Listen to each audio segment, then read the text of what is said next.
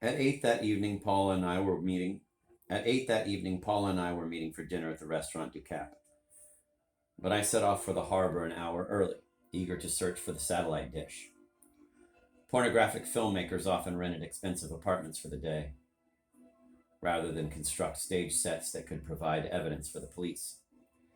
The exact location of the rape scene would take me no nearer to the Hollinger murders, but the loose corners of too many carpets had begun to curl under my feet. The more I nailed down, the less likely was I to trip as I moved from one darkened room to the next. While I walked down to the harbor, past the antique shops and art galleries, I scanned the rooftops of the town. The weather vane of the Anglican church rose above the Plaza Iglesias, without doubt the one I had glimpsed in the film. I stood on the steps of the church, a white geometrical structure that was a modest replay of Corbusier's Ronchamp Chapel, more space-age cinema than House of God. The notice board announced forthcoming performances of Eliot's Murder in the Cathedral, meetings of a Help the Elderly charity, and a guided tour of a Phoenician burial site on the southern tip of the peninsula, organized by a local archaeological society. The weather vane pointed towards Fuengirola, but there was no sign of the satellite dish. Lit by the setting sun, the western skyline of Estrella de Mar ran from the Club Nautico to the ruin of the Hollinger House. A dozen apartment blocks looked down from the high corniche, a cliff face of mysteries. On the roof of the yacht club, a white satellite dish cupped the sky, but its bowl was at least twice the diameter of the modest dish in the video. The tapas bars and seafood restaurants along the harbor were packed with residents relaxing after their day's work at the sculpture table and potter's wheel. Far from being dismayed by the Hollinger tragedy, they seemed more animated than ever, talking noisily across their copies of the New York Review of Books and the arts supplements of Le Monde and Liberation. Intimidated by this cultural power dressing, I stepped into the boatyard beside the marina, comforted by the presence of stripped-down engines and oily sumps. The yachts and motor cruisers sat in their trestles, revealing their elegant hulls, a geometry graced by speed. Dominating all the other craft in the yard was a fiberglass powerboat almost 40 feet long, 3 immense outboards at its stern like the genitalia of a giant aquatic machine. His engine tuning over for the day, Gunnar Anderson stood beside the craft and washed his arms in a bucket of detergent. He nodded to me, but his narrow, bearded face was as closed and self-immersed as a Gothic saint's. He ignored the evening crowds and followed a flight of martins setting off for the coast of Africa. The flesh of his cheeks and scalp was stretched across the sharp points of his skull, as if constrained by some intense internal pressure. Watching him grimace at the noisy bars, I felt that he controlled his emotions from one second to the next, fearing that if he showed the slightest anger, the skin would split and reveal the shrieking bones. I walked past him and admired the speedboat and its sculptured prow. "It's almost too powerful to be beautiful," I commented. "Does anyone need to go this fast?" He dried his hands before replying. "Well, it's a working ship. It has to earn its keep. The Spanish patrol boats at Ceuta and Melilla can really shift. So it crosses to North Africa?" He was about to move away, but I reached out and shook his hand, forcing him to face me. "Mr. Anderson, I saw you at the service in the Protestant cemetery. I'm sorry about Bibi Jansen. Thank you for coming." He looked me up and down, and then washed his hands again in the bucket. "Did you know Bibi?" "I wish I had. From what everyone says, she must have been great fun." "When she was given a chance." He threw the towel into his work bag. "If you didn't know her, why were you there?" "In a sense, I was involved in her death, gambling on the truth," I said. "My brother is Frank Prentice, the manager of the Club Nautico.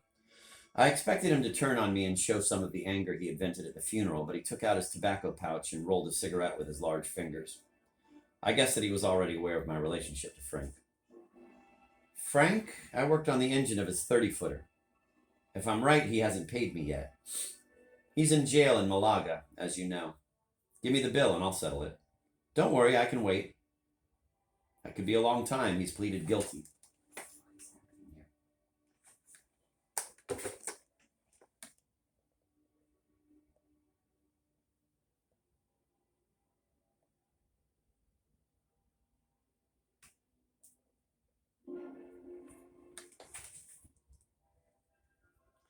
Anderson drew on the loose-packed cigarette. Shreds of burning tobacco flew from the glowing tip and sparked briefly against his beard.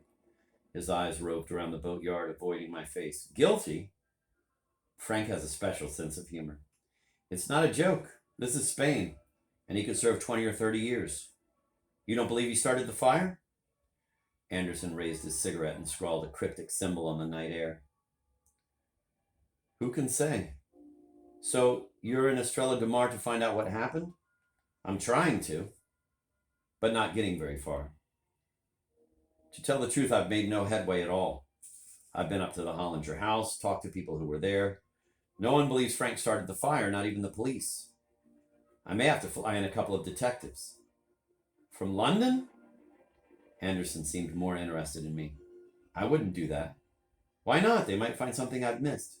I'm not a professional investigator. You'd be wasting your money, Mr. Prentice. People in Estrella de Mar are very discreet. He gestured with a long arm at the villas on the hillside, secure behind their surveillance cameras. I've lived here for 2 years, and I'm still not sure if the place is real. He left the boatyard and led me along the walkway between the moored yachts and the cabin cruisers. The white-hulled craft seemed almost spectral in the dusk. A fleet waiting to sail on a phantom wind. Anderson stopped at the end of the quay, where a small sloop rode at anchor. Beneath the Club Nautico pennant at the stern was its name, Halcyon. Police exclusion tapes looped along its rails, falling into the water where they drifted like streamers from a forgotten party. The Halcyon? I knelt down and peered through the miniature portholes. So this is Frank's boat? You'll find nothing on board to help you. Frank asked Mr. Hennessy to sell it for him.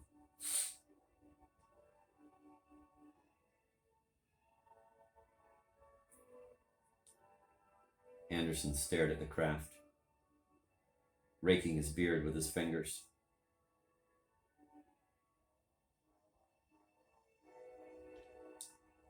A gloomy Norseman exiled among the plastic holes and radar scanners.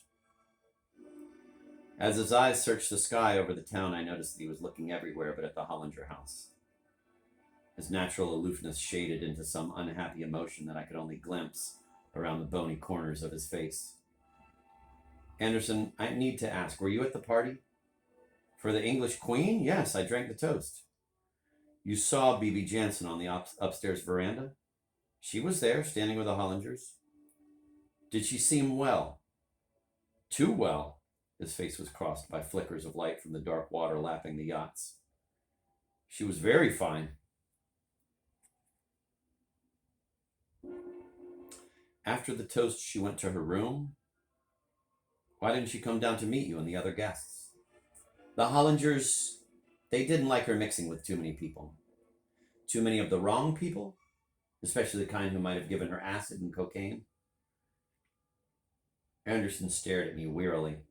Bibi was on drugs, Mr. Prentice, the drugs that society approves. Sanger and the Hollingers made her into quiet little Princess Prozac.